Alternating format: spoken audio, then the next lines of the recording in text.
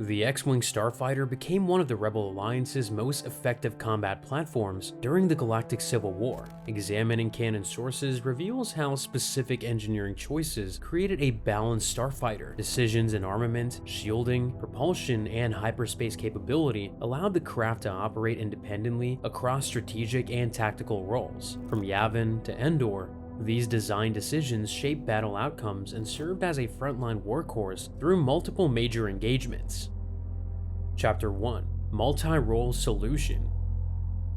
The Rebel Alliance faced a challenge that conventional military thinking struggled to solve. Imperial doctrine relied on specialized fighters supported by massive capital ships and infrastructure. TIE formations often attacked in numbers, starfighters that excelled in swarms but lacked shields and hyperdrives. TIE bombers carried ordnance in dedicated payload bays, while Star Destroyers provided both firepower and endurance at the cost of enormous resources and crew. The Alliance possessed none of these advantages and operated under completely different constraints. Operating from hidden bases scattered across the galaxy, Rebel commanders needed a single platform capable of fulfilling roles that traditionally required multiple specialized craft. The T-65B X-Wing Starfighter emerged as the solution to this strategic problem. Incom Corporation's design integrated 4 wing-mounted laser cannons and proton torpedo capability. The distinctive S-foil configuration became visible in every major engagement. This armament layout allowed the X-Wing to engage both enemy fighters in dogfights and larger targets like capital ships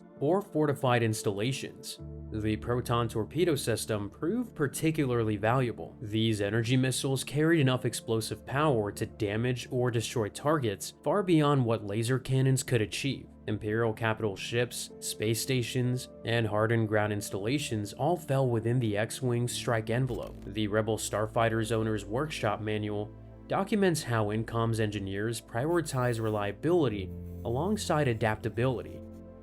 The X-Wing's modular construction and robust components allowed field repairs under difficult circumstances. This practical durability extended the fighter's operational lifespan and maintained squadron strength even when supply lines stretched thin across the galaxy. Shield generators and hyperdrive capability completed the multi-role package. Most Imperial fighters sacrificed defensive systems for raw speed and numbers. TIE pilots relied on evasion and overwhelming force rather than protection. Deflector shields gave Rebel pilots survival chances that raw maneuverability alone could not provide. Meanwhile, the integrated hyperdrive eliminated dependence on carrier vessels, allowing independent operations across vast distances without support infrastructure. Chapter 2: Structural Engineering and Durability. Imperial Starfighter doctrines sacrificed pilot protection for numerical advantage and cost efficiency. Combat engagements showed how TIE fighters lacked deflector shields entirely, relying instead on agility and overwhelming numbers to achieve objectives. Pilots who survived their first missions learned to trust evasion over protection. Those who failed to evade became casualties that Imperial planners replaced from endless training academies, a system built on accepting high-risk flying conditions. The Rebel Alliance could not afford such losses. Every pilot represented months of training, irreplaceable combat experience, and scarce resources invested in their development. Losing veteran pilots meant erasing tactical knowledge that could not be recovered. The workshop manual details how the X-Wing's deflector shield system addressed the survival problem directly. The shields absorbed energy weapon hits and dispersed kinetic impacts that would have destroyed unprotected craft. The workshop manual describes the S-foils as distributing deflector shield energy and balancing power flow between systems. This design gave pilots tactical flexibility in managing the craft's protective and offensive capabilities during combat.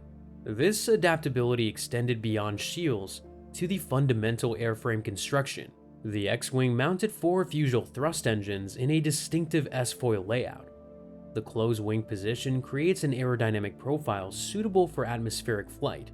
When opened into attack position, the S-foils distribute deflector shield energy and serve as stabilizer surfaces. This arrangement gave pilots precise control during combat maneuvers while maintaining structural integrity under stress.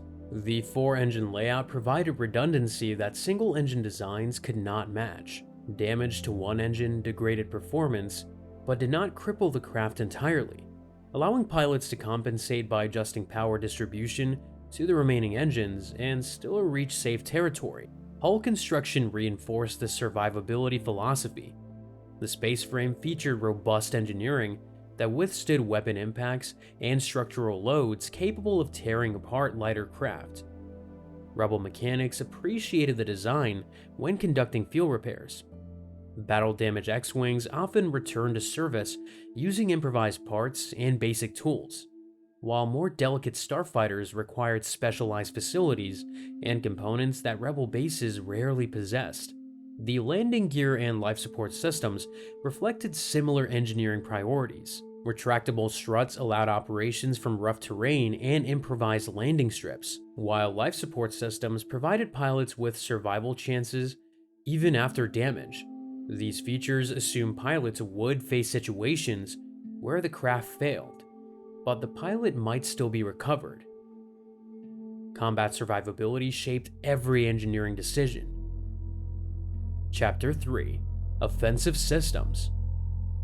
The X-Wing's four laser cannons mounted at the wingtips in the S-foil layout serve purposes beyond simple redundancy. This placement creates overlapping fields of fire that cover nearly every approach angle. Enemy fighters attempting to evade could not simply drop below or climb above the line of fire. Pilots could track targets through three-dimensional maneuvers without losing weapon coverage. Traditional dogfighting tactics assume fighters carried forward-firing weapons, requiring precise alignment with targets. Pilots trained to position their entire craft to bring guns on target, a technique that consumed time and energy in every engagement.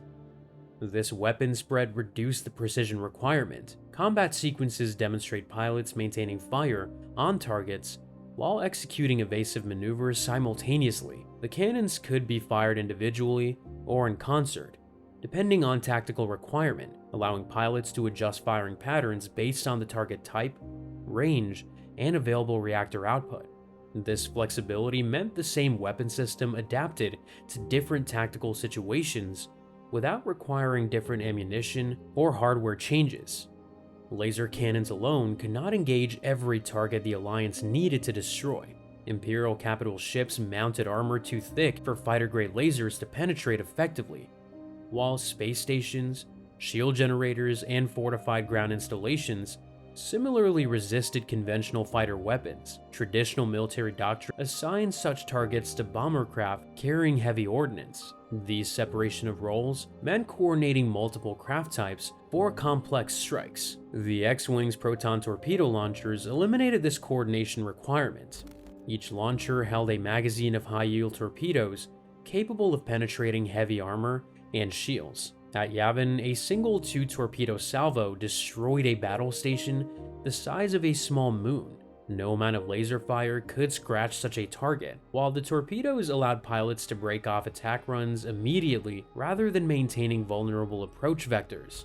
The combination of cannons and torpedoes meant a single X-Wing could engage fighters, escort craft, patrol vessels, and capital ships within the same sortie. Rebel commanders exploited this versatility by conducting fighter sweeps to clear resistance, then immediately transitioning to strike runs against capital ships or ground targets. These same craft that escorted transports could divert to intercept Imperial patrols or attack opportunity targets.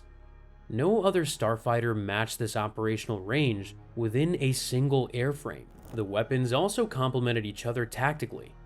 Laser cannons suppressed enemy defenses, while torpedoes approached their targets.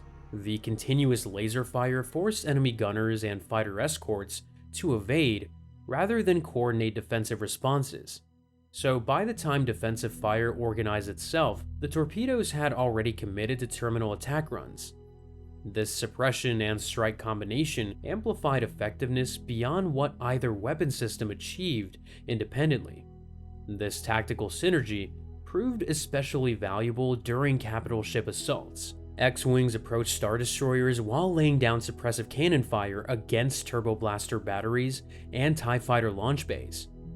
The defensive fire created windows of opportunity for torpedo runs against shield generators, engine sections, or bridge structures. Single X-Wings executing these combined attacks accomplished missions that would have required coordinated bomber and fighter elements in traditional operations. Ammunition management created strategic considerations that affected mission planning.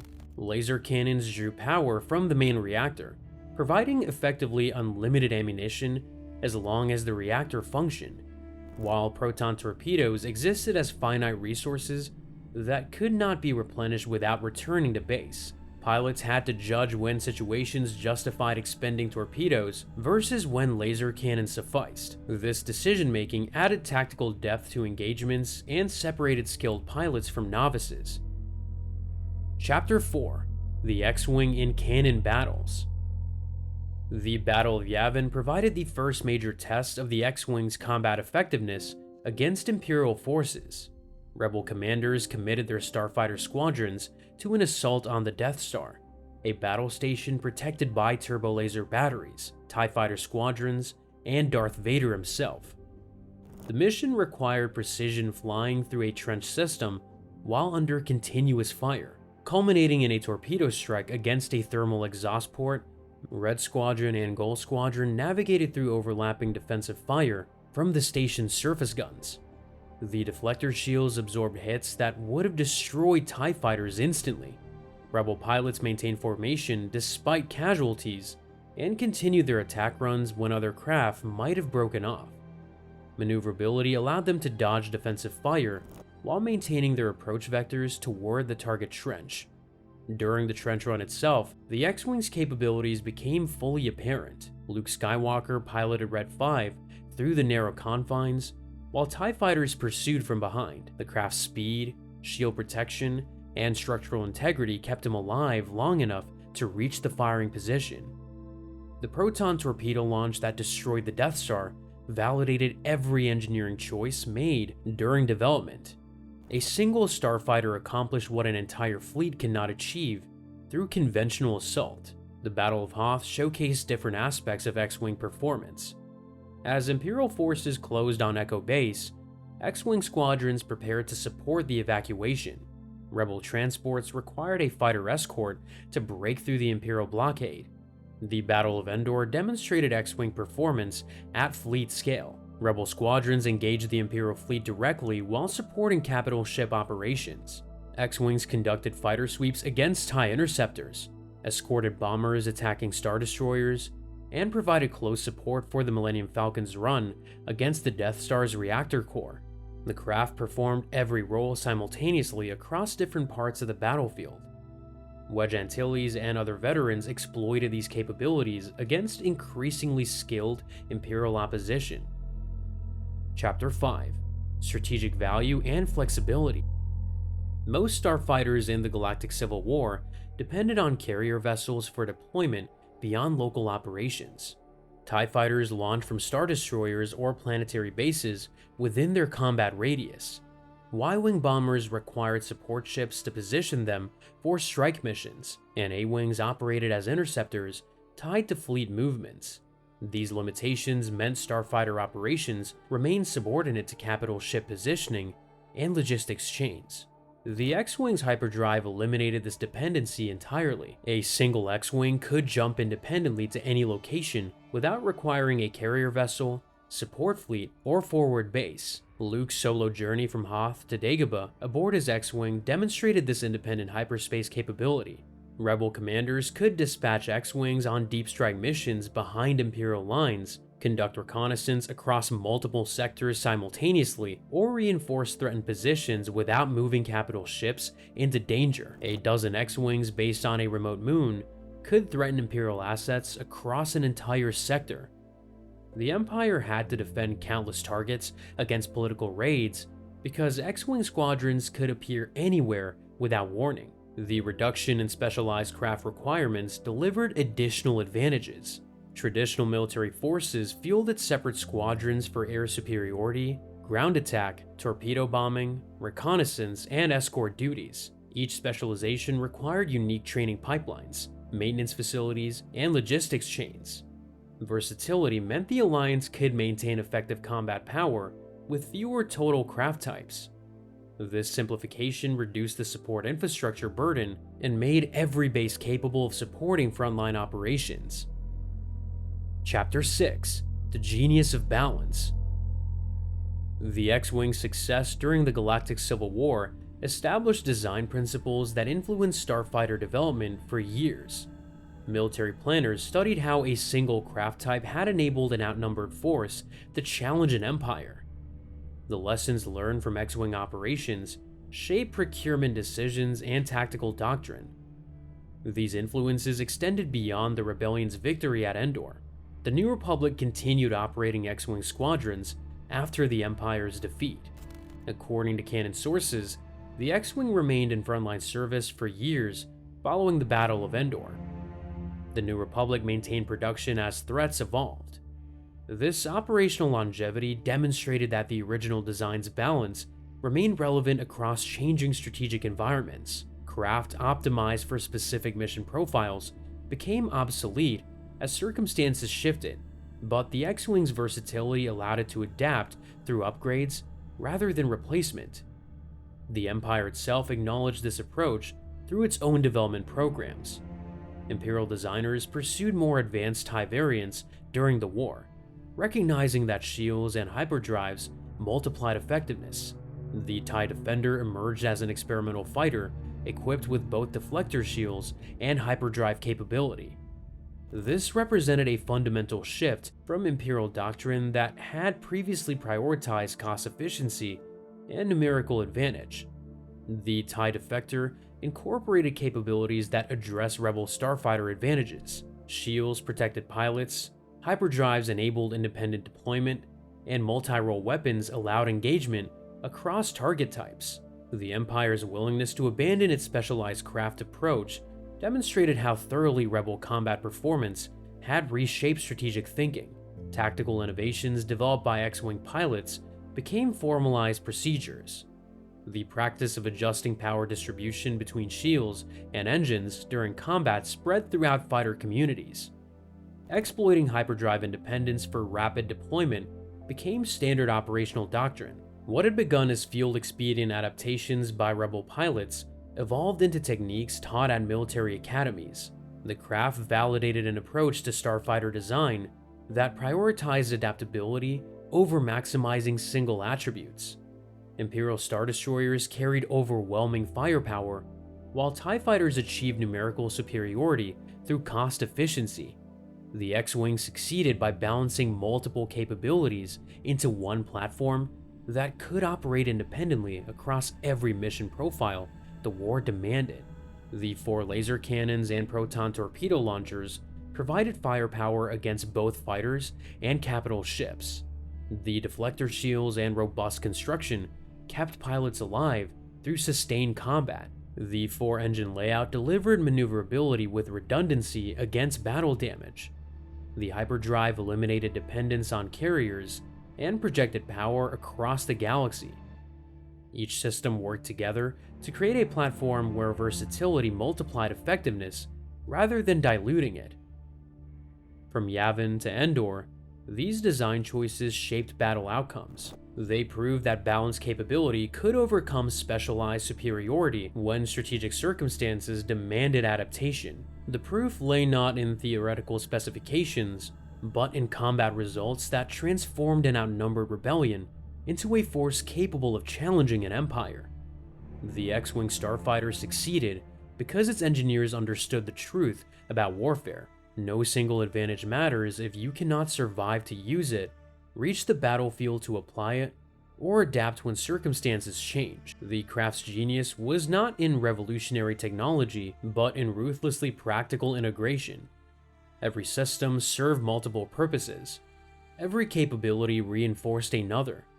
The result was a starfighter that could operate independently, survive sustained combat, and accomplish any mission the war demanded. That philosophy endures. The distinctive silhouette flying through battle became more than a symbol of rebellion. It became proof that balanced capability, properly integrated, creates advantages that specialization cannot match. Military forces across the galaxy learned that lesson. The X-Wing did not just help win a war, it changed how wars would be fought. Tactical genius built the rebellion's starfighters, but strategic patience shaped resistance itself.